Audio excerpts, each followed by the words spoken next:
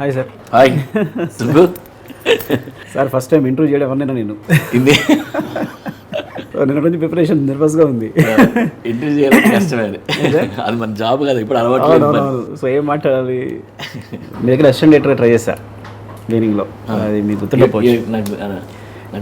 బద్రీ తర్వాత ఇంకా అసలు బద్రీ సూపర్ డూపర్ హిట్ చూసి ఆకుల ప్రసాద్ గారని మా తెలుసు నాకు. ఆకుల ప్రసాద్ గారిని మా మూడో అన్నయ్య మావయ్య గారు అనమాట. అదే మా మూడో అన్నకి చిన్న మావయ్య అలా అవుతారు అట్లా. సో ఆయన ఇలా నేను జాబ్ వచ్చేసాను, నాకు ఏదైనా అసిస్టెంట్గా జాబ్ కావాలి ఇలా అని తిరుగుతున్నప్పుడు సో ఇట్లా తెలిసింది నాకు. ఇలా అంటే ఇప్పుడు మీ దగ్గర జాయిన్ అవ్వాలంటే నేను మా అన్నయ్య చెప్పాను. మా అన్నయ్య చెప్తే ఆయన చెప్తే నాకు పూరి గారు బాగా తెలిసి నాకు, మా ఇద్దరు ఫ్రెండ్స్ ఎక్కువ కలిసి బాగా తెలిసి నాకు అని తీసుకొస్తే మీరు బయటకు వచ్చారు. అక్కడ అమీర్పేట్ ఒక సందు ఉంటుంది అక్కడ. కరెక్ట్. మీరు కేఫ్లో కాఫీ తాగుతుంటారు, మీరు టీ తాగుతుంటారని చెప్తుండేవారు. ఇంకొక సందు ఉంటుంది కొంచెం అలా అది వెళ్తే అక్కడ కింద కూర్చొని వచ్చారు. మీరు బయటకు వచ్చి మీరు డైరెక్టర్ మీరంటే మీరు కింద కూర్చున్నారు. స్టెప్స్ ఉంటే అక్కడ కూర్చొని అండర్ కన్స్ట్రక్షన్ బిల్డింగ్ ఉండేది. అక్కడికి కూర్చొని ఎక్కడి నుంచి వచ్చావు, ఏం చేస్తున్నావు, ఐదు ఇంటికి అడిగంటే మంచి కథ ఉందా, కథ ఉంటే చెప్పు అన్నారు.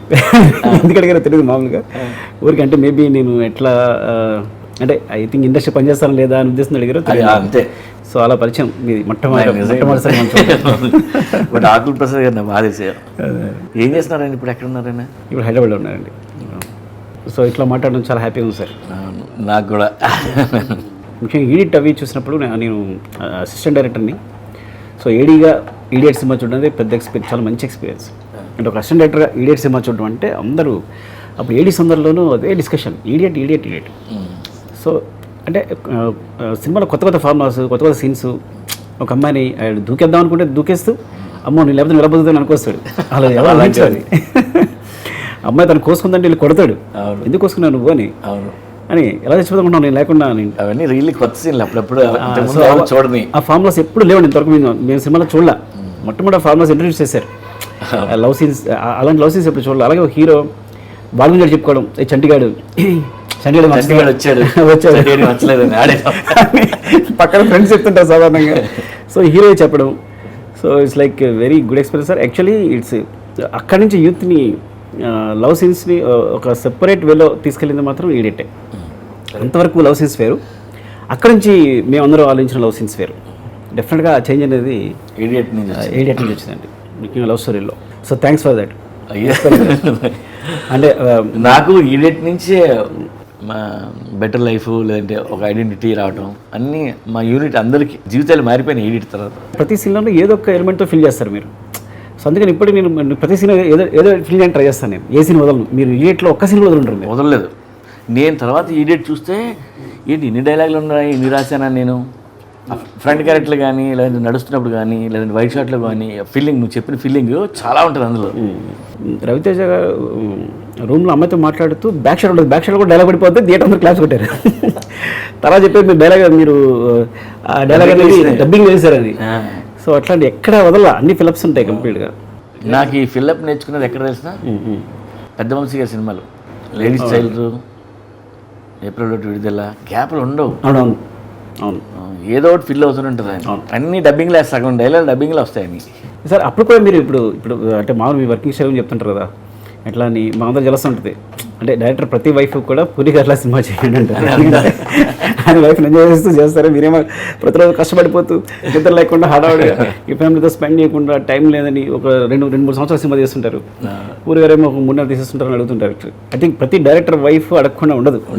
సో మేము చూసి సో అప్పుడు ఎలా ఉండేది సార్ మీ లైఫ్ స్టైల్ ఎలా ఉండేది ఈడిట్ చేసేటప్పుడు? అంటే నైట్ పార్టీస్, మార్నింగ్ షూటింగ్ అలా ఉండేదా? ఎందుకంటే ఒక ఇన్సిడెంట్ విన్నా మధ్యలో ఒక ఆయన ఉన్నారు రాఘవేంద్ర రాజ్కుమార్ గారు, ఆ ఇన్సిడెంట్ ఎవరితోనో షేర్ చేశారని అప్పుడు విన్నా. ఏంటంటే మీరు అప్పు షూటింగ్కి బికాజ్ ముందు అప్పు తీశారు కదా, అప్పు షూటింగ్ నైట్ అంతా పార్టీ చేసి పొద్దున్న సెట్లో వచ్చి ఏంటి సీన్ లేదు, ఇంటర్వల్ సీన్ అంటున్నాడు, అసలు లేదు సీన్, పేపర్ మీద లేదు, డైలాగ్స్ లేవు, ఏం తీసానని కంగారు పడుతుంటే మీరు వచ్చి మామూలుగా సింపుల్గా రాసేసి చూసి వెంటనే షూట్ చేస్తే సీన్ అద్భుతంగా ఉంది, నేను షాక్ అయిపోయినాని శివరాజ్ కుమార్ చెప్పారా? శివరాజ్ కుమార్ చెప్పారు. సో ఎట్లా సాధ్యం అంటే మీరు అప్పుడప్పుడే స్ట్రగుల్ అవుతున్నారు. అఫ్కోర్స్ ఒక 2 సినిమాలు తీసినా కూడా మీరు నాకు ఎందుకో ఫస్ట్ నుంచి కన్ఫ్యూజన్ ఉండదు. ఆ వేళ ఏ సీన్ ఉన్నా నాకు టెన్షన్ ఏమి ఉండదు. క్లైమాక్స్ తీసినా ఒకలా ఉంటుంది, లేదంటే నార్మల్ సీన్ తీసినా ఒకలా ఉంటుంది. అండ్ నువ్వు డే 1 ఫస్ట్ క్లైమాక్స్కి వెళ్దాం అన్నా నేను రెడీ, వాళ్ళు తీయాల్సి వస్తే. కన్ఫ్యూజన్ అయితే ఉండదు. సార్ దానివల్ల మీరు ప్రాక్టీస్ చేస్తారా లేదంటే ప్రాక్టీస్ చేయలేదు నిజంగా. అంటే సార్ మీ మైండ్ సెట్ అదేనా? అంటే నేను ఇప్పటికీ కూడా నేను మార్నింగ్ షూటింగ్ వెళ్ళానంటే పొద్దున్న ఎంత టెన్షన్ ఉంటుందంటే షూట్ స్టార్ట్ అయ్యే వరకు, పొరపాటున ఏదైనా రైన్ వస్తుంది అంటే, షూట్ క్యాన్సిల్ అంటే మళ్ళీ చిన్నపిల్లల గంతులేస్తా లోపల, బైక్ మాత్రం అయ్యో షూట్ క్యాన్సిల్ అయిపోయింది అన్నట్టు బిల్డప్ ఇచ్చి అమ్మ ఈరోజు క్యాన్సిల్ అయిపోయింది అనుకుంటా. అంటే అది క్లైమాక్స్ అవ్వక్కర్లేదు, ఇంటర్వల్ అవ్వక్కర్లేదు, ఒక నార్మల్ సీన్ చెప్పండి. సో అంత బద్ధంగా ఉంటుంది. అంటే మేబీ అదేంటో తెలియదు కానీ ఆ సీన్ కంప్లీట్ చేద్దామంటే టెన్షన్ వస్తుంటుంది. అమ్మో ఈరోజు స్టార్ట్ చేసి సీన్ కంప్లీట్ అయిపోద్ది అంటే మన చేతులు నిలిపోయింది. ఇంకా నేను బ్లాంక్ మైండ్తో వెళ్తుంటాను. యూజువల్గా నైట్ సీన్ రాయను ఎక్కువ. రాసేటప్పుడే నైట్ సీన్ ఏమైనా ఉంటే ఎవరు చేస్తాను. ఎందుకంటే ఖర్చులు ఎక్కువైపోతే ప్రొడ్యూసర్కి జనరేటర్లు పెట్టాలి, యాక్టర్లు నలిగిపోతారు. తప్పదు అనుకుంటే నైట్ సీన్ రాస్తాను. 6కి అయిపోతుంది లేదా మ్యాక్సిమం 9కి అయిపోతుంది. మళ్ళీ ఏదో హ్యాపీగా వెళ్ళి పార్టీ చేసుకుని వచ్చేస్తాను. ఒక్కోసారి మార్నింగ్ నేను ఇవాళ ఏం సీన్ అని అడుగుతాను వచ్చి, లైక్ ఆర్టిస్ట్ లైక్. అలా నేను చాలాసార్లు మర్చిపోతుంటాను. అంటే బ్రేక్ డౌన్ కూడా అక్కడే సడన్ అంతే. బ్రేక్ డౌన్ నా ఫస్ట్ సినిమాకి రాసుకున్నా, నేను ఇలా షార్ట్ వెళ్ళి తీయాలి అది ఇదని. ఇంక దాని తర్వాత నుంచి ఎప్పుడు రాయలేదు. అక్కడ లొకేషన్ ఎలా ఉంటే దాన్ని బట్టి మార్చేసుకొని తీయటమే అంతే. మీరు ఎవరో చెప్పారు మీ డిస్కషన్లోకి వచ్చిన వాళ్ళు, మీరు మార్నింగ్ 9 o'clock స్టార్ట్ చేస్తారట, 9 or 10 సంథింగ్ స్టార్ట్ చేస్తే ఇంకా అసలు ఒక్క 1 second కూడా గ్యాప్ ఉండదట, డిస్కస్ చేస్తూనే ఉంటారంట. 6 అయితే 6 అవును, కానీ 6 వరకు మాత్రం రక్తాలు కారిపోతాయి, బ్లడ్ వస్తుంది. ఆయన అసలు ఒక్క సెకండ్ కూడా మాట్లాడుతూనే ఉంటారు, ఆయన చెప్తూనే ఉంటారు. మనం కొంచెం ఊపిరి పీల్చుకుందామంటే ఇంత టైం ఉండదు. 6 తర్వాత షట్ డౌన్, 6 తర్వాత మీరు పార్టీకి వెళ్ళారట, తీసుకున్న అందరూ వెంటనే పార్టీ స్టార్ట్ అవుతుంది. 6 పార్టీ స్టార్ట్ అవుద్ది. ఈ లోపల అబ్బాయి వచ్చి సార్ నేను చెప్పొద్దు సార్ ఇందాక అనుకున్నాను కదా అని చెప్పుతుంటే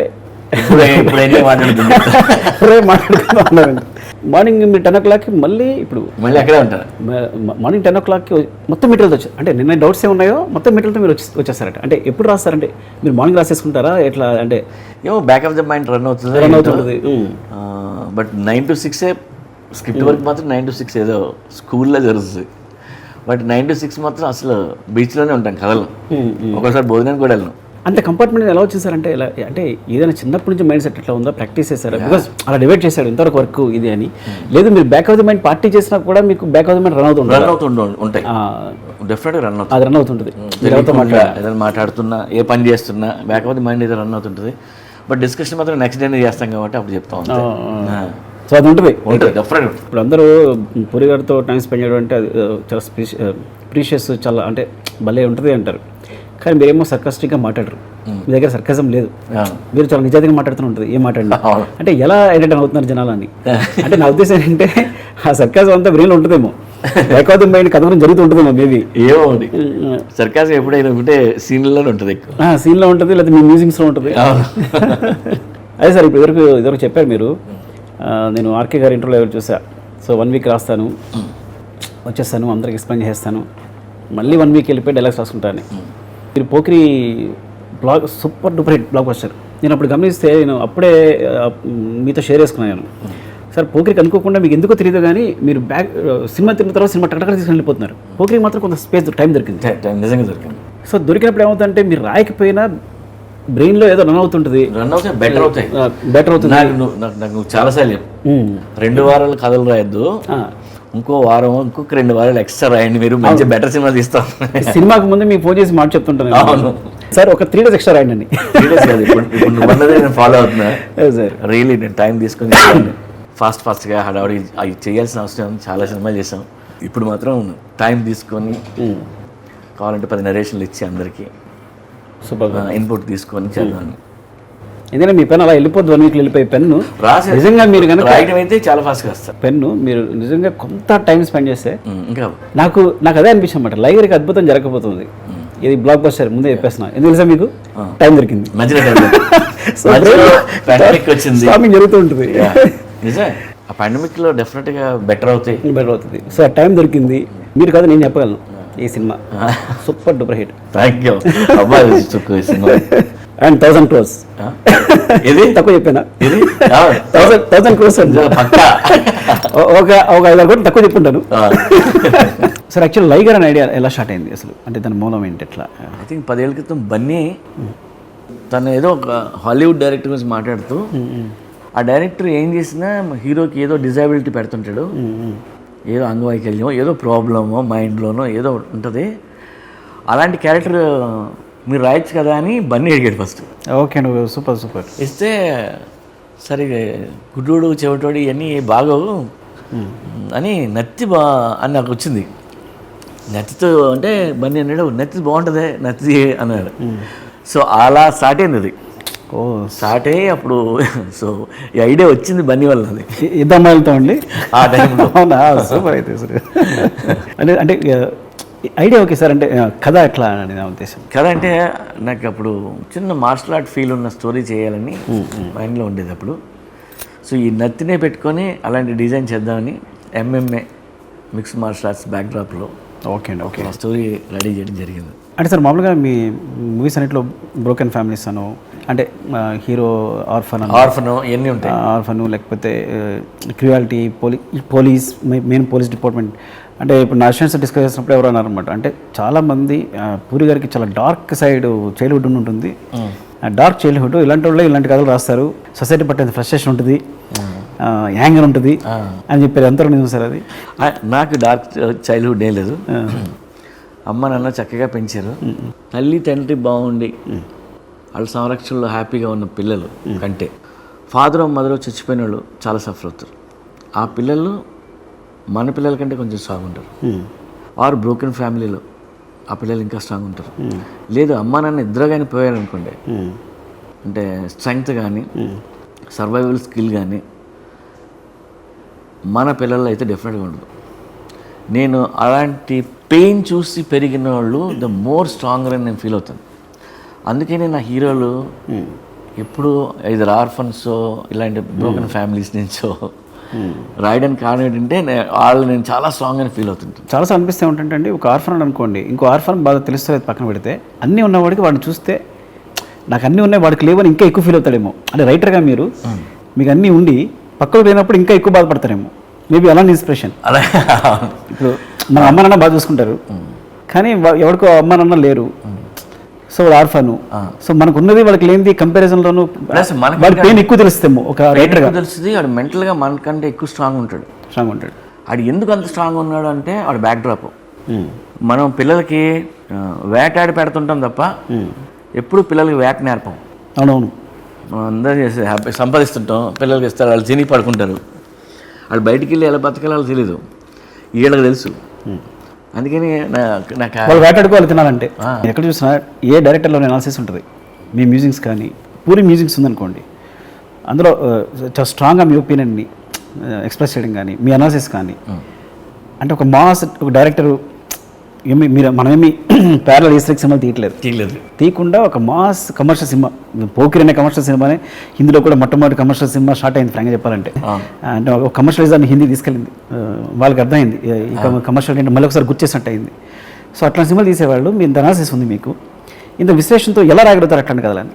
మనకి ఎన్ని తెలివితేటలు ఉన్నా ఏమున్నా చెప్పేది ఎప్పుడు ఎంత సింపుల్గా చెప్తే అంత అర్థమవుతుంది. అండ్ సింపుల్గా చెప్పడం కూడా రావాలి. కాంప్లికేటెడ్ థింగ్స్ అది ఎంత డెప్త్ ఉన్నప్పుడు అంత సింపుల్గా ఎలా చెప్పగలుగుతారు? కష్టమే కొంచెం. నిజంగా సింపుల్గా చెప్పడానికి ట్రై చేయాలి. ఇప్పుడు చిన్న చిన్న సామెతలు చెప్తారు, ఆ చిన్న ఒక పెద్ద ఫిలాసఫీ చిన్న మన పెద్దవాళ్ళు చెప్తుంటారు చిన్న సామెతలు. ఆ సామెతలో పెట్టడానికి బ్రెయిన్ కావాలి. అవును. సో అలా చిన్న ఆటలో పెడితేనే అందరికి వెళ్తాయి. సినిమా కూడా 5 ఏళ్ళ పిల్లాడికి చెప్పి ఆడికి నచ్చేలా చెప్పగలగడం హార్ట్. మన కథ ఏది ఉంటే కథ. నేను వన్తో కూడా ఎక్స్పీరియన్స్ చేశాను. నేను ఒక్కడిని చెప్పినప్పుడు అంటే మనం ఉన్న థాట్ వేరు, మనం చెప్పడం అంత సింపుల్గా చెప్తే అక్కడ మార్చుకున్నా, అక్కడ నా థాట్ ప్రాసెస్ మార్చుకున్నా ఎలా చెప్పాలనే విషయంలో. కొంచెం సింప్లిఫైగా ఎలా చెప్పాలి అర్థం ఇలా చెప్తే అందరికీ ఎక్కుతాయి. అవునవును. ఆ విషయం మీరు మాస్టర్ ఏం కాదు కానీ విజయన్ ప్రసాద్ గారు చాలా ఆశ్చర్యం వచ్చింది. ఇప్పుడు విజయన్ ప్రసాద్ గారు is Indian writer, greatest writer. అట్లాంటి రైటర్ ఆయన మీ స్క్రీన్ సేవర్ పెట్టుకోగానే ఎంత ఆశ్చర్యం అనిపించిందంటే, ఎంత గొప్పగా అనిపించిందంటే మీ గురించి చాలా ఆనందం అనిపించింది. అంటే ఐ థింక్ ఇది ఏ అవార్డు కన్నా కూడా అన్నిటికంటే పెద్ద అవార్డు. ఆయనకి నేనంటే బాగా ఇష్టం. ఊరి నన్ను నా ఎనిమి అంటాడు కానీ అది అబద్ధం. అది ఎక్కడ సార్ ఆయనకి ఎట్లా ఎందుకు అంటే ఆయన రైటింగ్ స్టైల్ మీ రైటింగ్ స్టైల్ ఉన్న డిఫరెన్సా లేకపోతే ఏ అప్రోచ్ వల్ల అంత అనిపించింది అంటారు? అంటే మేము అడగచ్చలేదు అది అది ఆయన అడగాలి, ఆయన అడగాలి. బట్ రైటింగ్ స్టైల్ డిఫరెంట్ వల్ల అంతే. ఆయనకి నచ్చి ఎవడో ఒకటి నచ్చాడు అంతే. రాజమౌళి నాకు ఫ్రెండ్. ఇప్పుడు చెన్నైలో వెళ్తే కృష్ణవంశీ గారు పిలిచి పరిచయం చేశారు రాజమౌళిని. అప్పుడు రాజమౌళి వాళ్ళ ఫాదర్ పెద్ద రైటర్ తెలుసు. అప్పటి నుంచి పరిచయం మీకు రాజమౌళి గారు? అప్పుడు మీ ఇద్దరం డైరెక్టర్ అవ్వలేదు. ఓకే. బట్ రాజమౌళి పెద్ద రైటర్ కొడుకు అని తెలుసు. గురు మీ ఫాదర్ని చూడాలని ఒకసారి తీసుకెళ్ళి గురు అన్న అంటే ఇంటికి తీసుకెళ్ళాడు. ఇంటికి తీసుకెళ్తే ఆయన అక్కడ చైర్ కూర్చొని ఆయన ఏదో చదువుకోవడం ఏదో చేస్తున్నాడు. ఆయన వెనకాల సినిమాలు అవార్డులు ఏవో ఉన్నాయి. ఆయన్ని దూరం నుంచి చూసా. పరిచయం చేయనంటే వద్దులే బాబు, మళ్ళీ భయం వేసింది పరిచయం ఇప్పుడు వెళ్ళి ఎందుకని.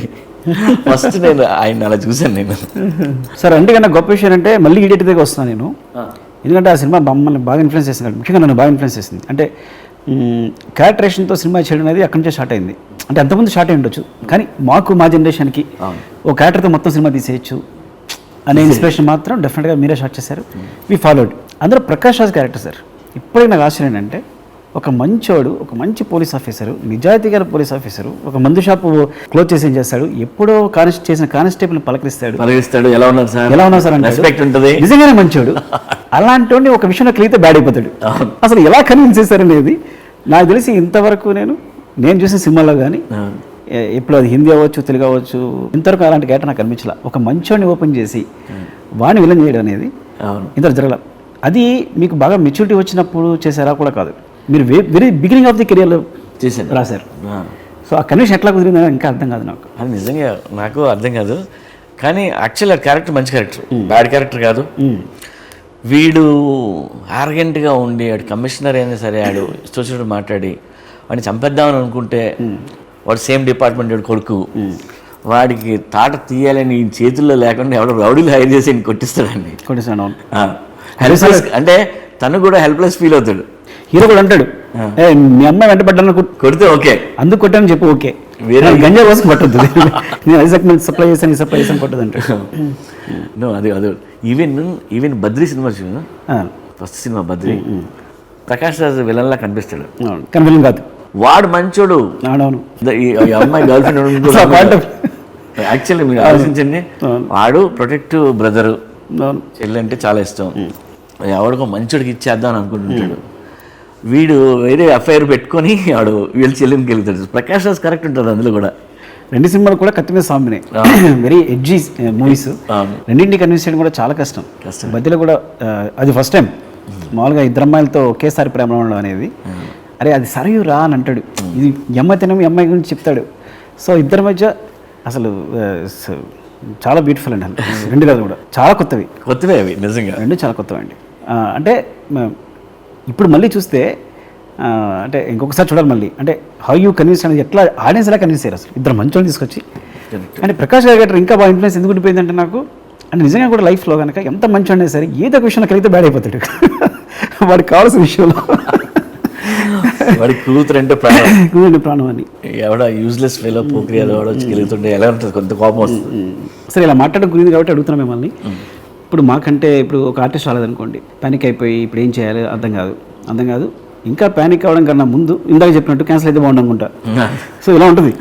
సో ఆర్టిస్ట్ వచ్చేవారు వెయిట్ చేస్తాను, వచ్చిన తర్వాత కానీ షార్ట్ పెట్టలేను. సో ఆ విధంగా అంటే మీ నెంబర్ ఆఫ్ డేస్ అనేవి ఇప్పుడు పోకిరి అనే సినిమా 63 days 85 days అని ఒక పెద్ద కమర్షియల్ సినిమాకి పోకిరి ఆల్మోస్ట్ 3 hours లాంగ్ కదండి. అవును, 2 hours 45 minutes ఎంతో. 2 hours 45 minutes cinema, action episodes ఉంటాయి, పెద్ద కథ, చాలా సీన్స్ ఉంటాయి. సో అంత కథని 85 days అనేది మీ యాక్షన్ తీసేస్తే ఒక 50 days కూడా ఉండదు నాకు తెలిసి, డైలాగ్ పోర్షన్ అంతా కూడా 30 days. నాకు అప్పటి నుంచి ఇప్పటి వరకు అన్ని సినిమాలు 30 days టాకీ. సో యాక్షన్ వల్ల కొంచెం లేట్లు అవుతుంది. కానీ హౌ యూ మేనేజ్ సార్ ఇప్పుడు ఎవరైనా ఆర్టిస్ట్ రాకపోయినా అంటే ఏదో ప్రాపర్టీ రాలేదో, లేకపోతే ఈ లొకేషన్ సరిగా లేదో, ఇలాంటి రకరకాల ప్రాబ్లమ్స్ వస్తాయి. మీరు అవి కూడా మేనేజ్ చేసేసి తక్కువ డేస్లో సినిమా తీసేస్తున్నారు. సో హౌ యూ మేనేజ్ అనేది అట్లా, హౌ యూ ప్లాన్ అని. నాకు ఏదన్నా ఆర్టిస్ట్ రాలేదు, ఈ ఆర్టిస్ట్ లేకుంటే ఏం చేయాలి, లేదు వేరే వాళ్ళతో క్లోజ్తో స్టార్ట్ చేస్తా, ఈ ఆర్టిస్ట్ వచ్చేంత వరకు, లేదా ఇతను సజెషన్ పెట్టి తీసేస్తుంటాను. ఒకవేళ లేదు ఆర్టిస్ట్ రాడన్నారు, సీన్ మార్చేస్తారా? సీన్ మార్చేస్తా. అంటే సీన్ మార్చేస్తే మరి కథ మారిపోద్దని భయం మారకుండా సీన్ మార్చేసి యాక్టర్ లేకుంటే ఏం చేయొచ్చు వెంటనే మళ్ళీ రాసేసి తీసేస్తుంటాను నేను. నిజంగా అంటే మీకు ఒకవేళ సీన్ ఆర్టిస్ట్ రాకపోయినా టోటల్ కథలో కన్విన్స్ అయిపోతుందన్న కన్విన్స్ అవుతుంది. కానీ మీరు ఇప్పుడు మొన్న స్టేట్మెంట్ ఇచ్చారు లైగర్కి ముందు లైగర్ తర్వాత అని. ఇక ముందు సినిమాలు వేరేలా చేస్తానంటున్నారు. అంటే ముందు కూడా సినిమాలు ఇలా ఆర్టిస్ట్ రాకపోతే ఇలాగే చేస్తారా లేకపోతే మీ పద్ధతి మార్చుకుంటారా? అంటే నెగ్లిజిబుల్ అయితే అది నేను చేసేస్తాను. ఇప్పుడు కూడా లేదు ఇంపార్టెంట్ అయితే మాత్రం డెఫినెట్గా వెయిట్ చేసి అండ్ బాగా తీద్దామని ఫిక్స్ అయ్యాను నేను. ఈవెన్ లైగర్లో కూడా మీరు సినిమా చూడండి 2-3 సీన్లు ఎవరో యాక్టర్ లేకుండా నేను తీస్తాను. అదే యాక్టర్ రాకపోతే మీరు ఆ సినిమాలో తెలియదు అది ఏంటో. నేను చెప్పినా మీకు రేపు సినిమా చూసినా తెలియదు ఏంటో. యాక్చువల్లీ మీ ఎడిట్ ప్యాటర్న్ కూడా అలాగే ఉంటుంది. అవును, మీరు ఎలాగైనా కట్ చేస్తారు ఈజీగా. ఫస్ట్ నుంచి స్టైల్ ఆఫ్ ఎడిటింగ్ కానీ స్క్రీన్ నరేషన్ కానీ వేరే ఉంటుంది. సరే అట్లాంటి ఇప్పుడు ఏదన్నా ఇక్కడ నుంచి కొంచెం నేను నీలాగా కొంచెం ఓపిక్గా స్క్రిప్ట్ అది చేసి నేను మీలో డీటెయిల్గా బాగా తీద్దామని. మీరు ఎలా అంటే మా ఇన్స్పిరేషన్ పోద్ది. ఇప్పుడు సపోజ్ ఆర్టిస్ట్ నేను ఇలా చేయనంటాడు, ఇలా చేస్తానంటాడు, ఒక ఆర్టిస్ట్ ఇలా అంటాడు, ఒక ఆర్టిస్ట్ ఇలా అంటాడు. సో ఇలాంటివి మీరు ఎప్పుడైనా ఫేస్ చేశారా? ఒకసారి డైలాగ్ కరెక్ట్గా నేను చెప్పానంటారు, ఇట్లాంటప్పుడు హౌ యూ డీల్? అది నాకు అలాంటి ఎప్పుడన్నా చాలా రేర్గా తగులుతుంటే, ఎందుకంటే ఎనీ యాక్టర్ వాడికి సెన్సిబిలిటీ ఉంటుంది. ఆ సెన్సిబిలిటీ దాటి ఏదైనా డైలాగ్ వస్తే అది పర్ఫామ్ చేయలేరు. సో అలాంటి ఏమన్నా ఉంటే నేను డెఫినెట్గా నేను తీసుకుంటాను.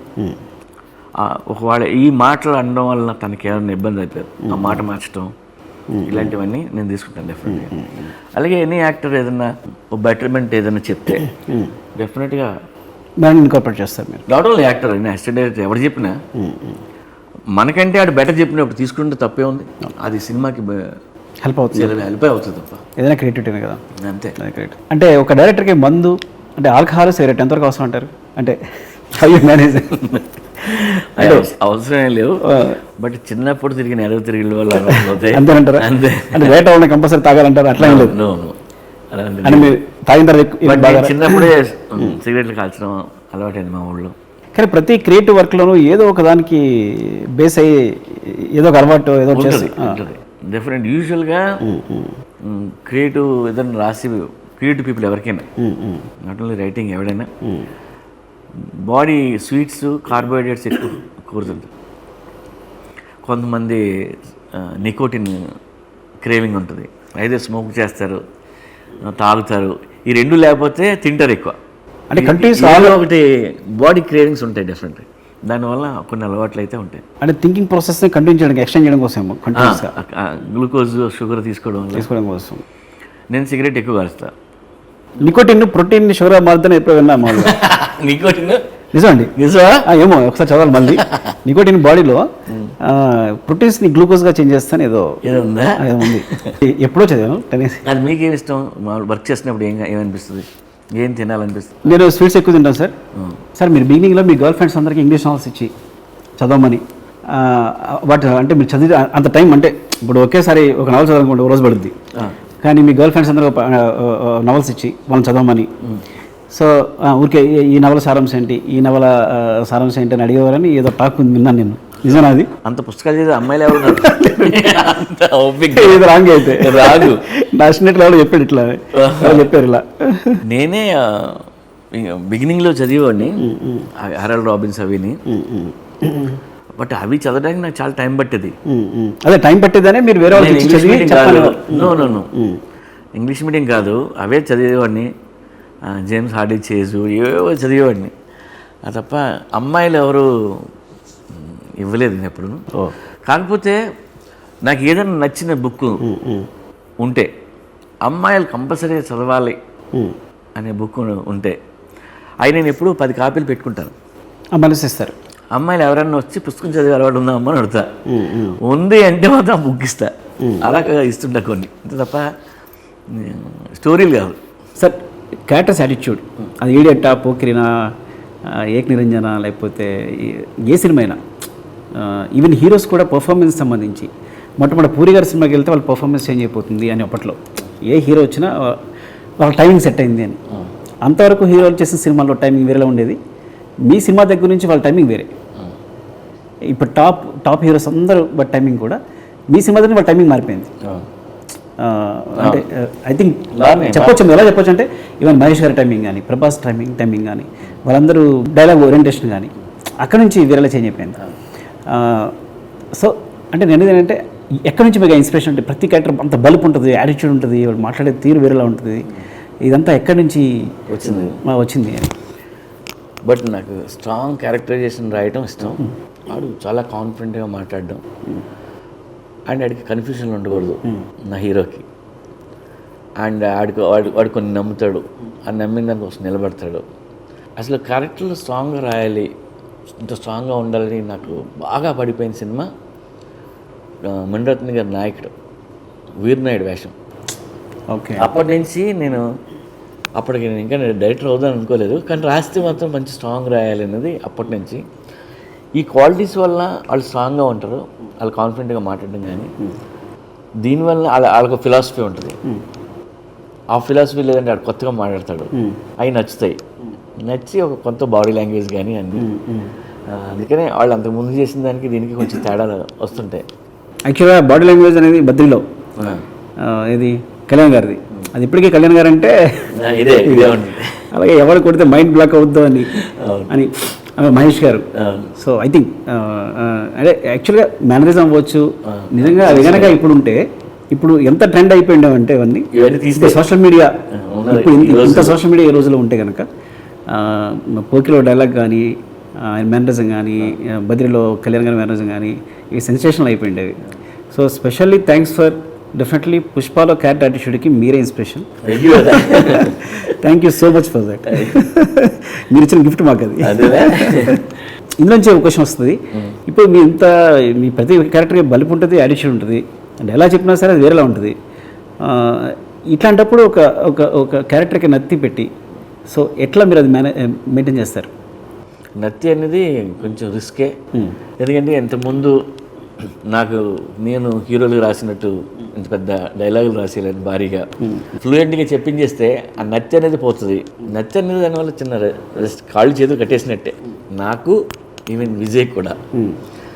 బట్ ఆ నత్తిలో కూడా ఒక స్ట్రాంగ్ క్యారెక్టర్ ఇందులో చూపించాం. అండ్ నత్తిని విజయ్ చాలా బాగా పర్ఫామ్ చేశాడు. ఆ నత్తి డైలాగులే వేర్ ఇండియన్స్ మేరే బహన్ మేరే సాబ్ ఆజా అని ఇలాంటివన్నీ చాలా స్ట్రాంగ్గా ఉంటాయి నత్తే. కానీ ఆ సాంగ్ కూడా బాగా పాపులర్ అయింది. బట్ మీరు సినిమా కానీ చూస్తే మాత్రం విజయ్ దాన్ని బాగా పర్ఫామ్ చేశాడు. ఓకే, నత్తిని రమ్యకృష్ణ గారికి ఫస్ట్ కథ చెప్పినప్పుడు నత్తి కూడా యాటిట్యూడ్ ఉంటుంది, అది మాత్రం మిస్ కాలేదు.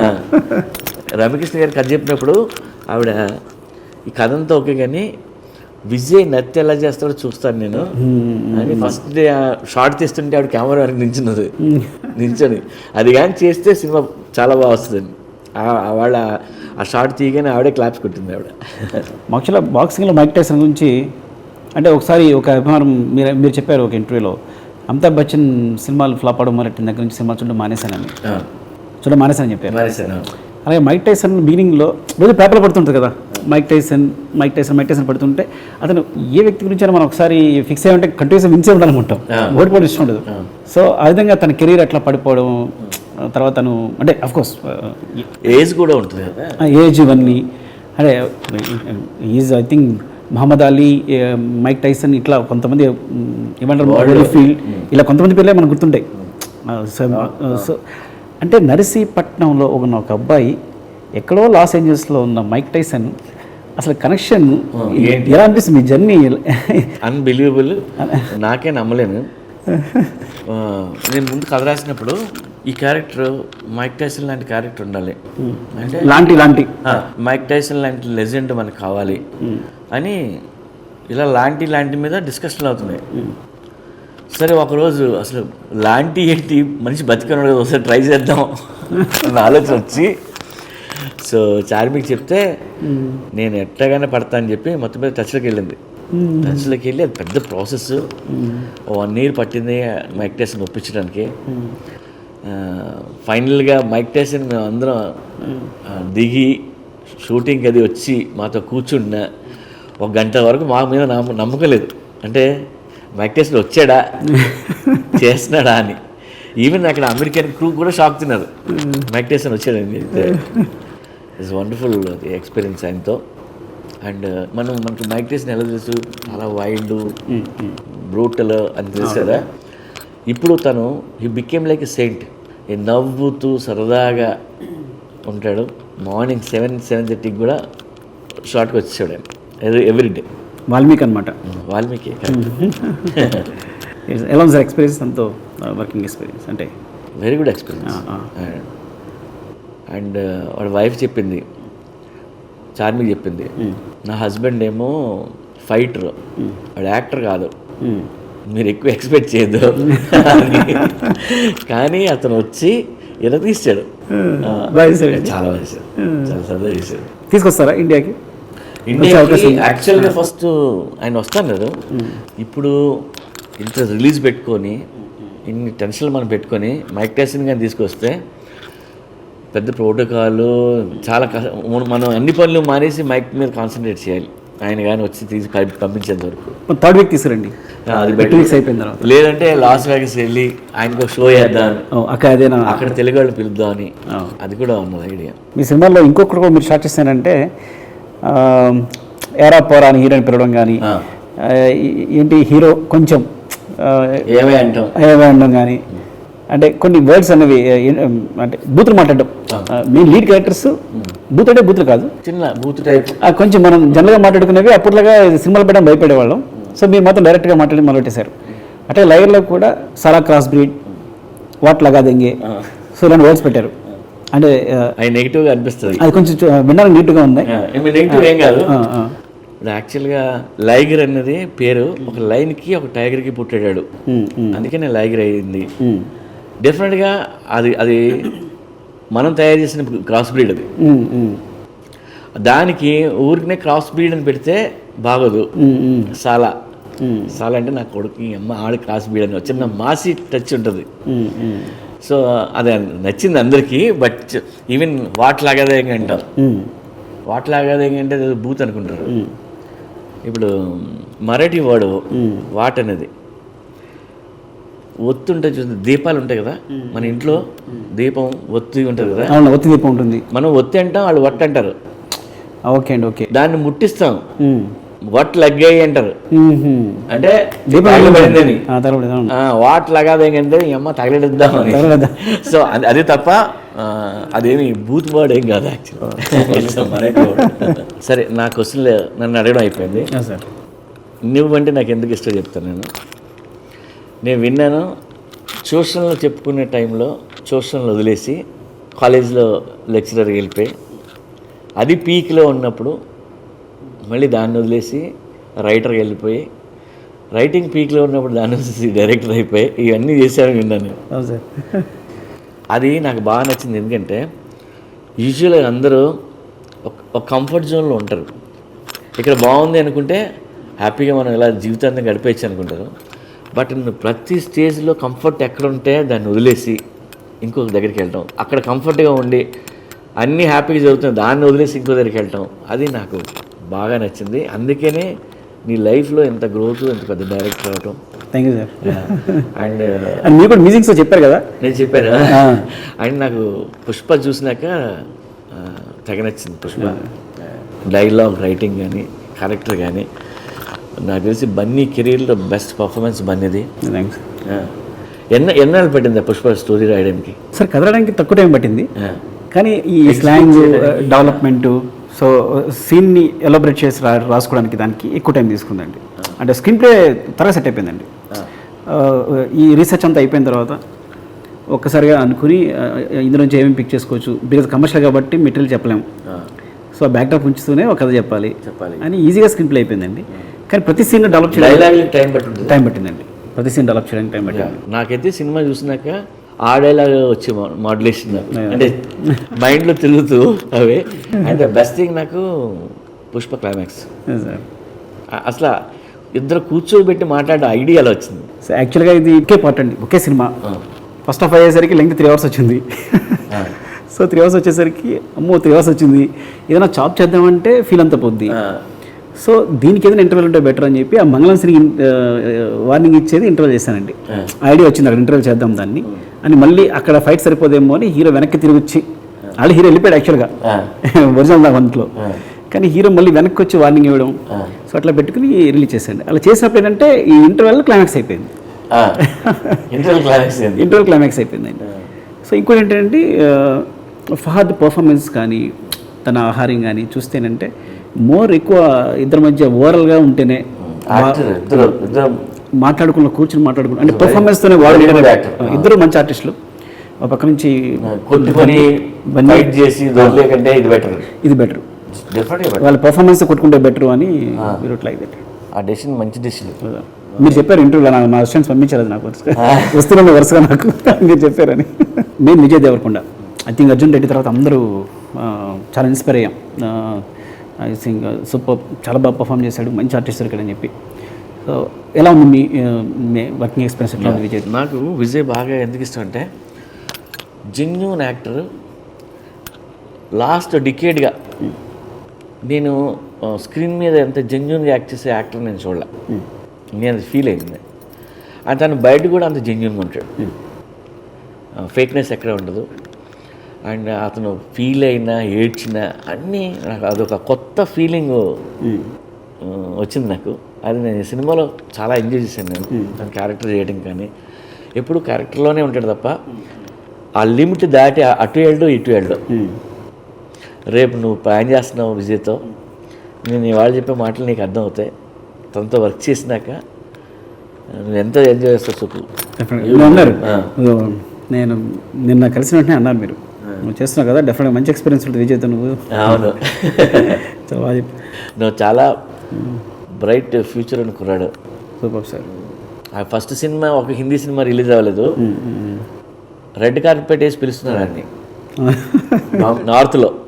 అంతమంది ఫ్యాన్స్ ఉన్నారు. Lucky guy. అండ్ విజయ్ కూడా లక్కీ, ఎందుకంటే మీ కమర్షియల్ టైమింగ్లో తను పడ్డాడు. అన్నీ కుదిరినాయి. అన్నీ కుదిరాయి. సో రైట్ టైంలో రైట్ ఫిల్ము, రైట్ ప్రాజెక్ట్. తనకు కూడా కమర్షియల్ సినిమా కావాలి, మంచి కమర్షియల్ సినిమా కావాలి. ఈ కరెక్ట్ స్పేస్ యాక్చువల్గా ఈ స్పేస్లో రైట్ స్పేస్ అది. ఇప్పుడు పుష్ప 2 ఎప్పుడు సార్? పుష్ప 2 కన్నా ముందు లైగర్ కోసం అంతా ఎగర వెయిట్ చేస్తున్నాను. లైగర్ రేపు రిలీజ్ అవుతుంది, ఇద్దరం కలిసి చూద్దాం సినిమా. యాక్చువల్గా నేను అడిగాను, చార్మిని అడిగాను, ఇది ఏ షోకి వెళ్తున్నారు మీరు? సార్ వెళ్తుంటే నేను కూడా వస్తానని చెప్పి. లేదు, అందరం కలిసి క్రాస్ రోడ్కి వెళ్ళి డెఫినెట్ సార్ కలిసి చూద్దాం. Liger definite welcome sir. You love the movie definitely. Thank you sir.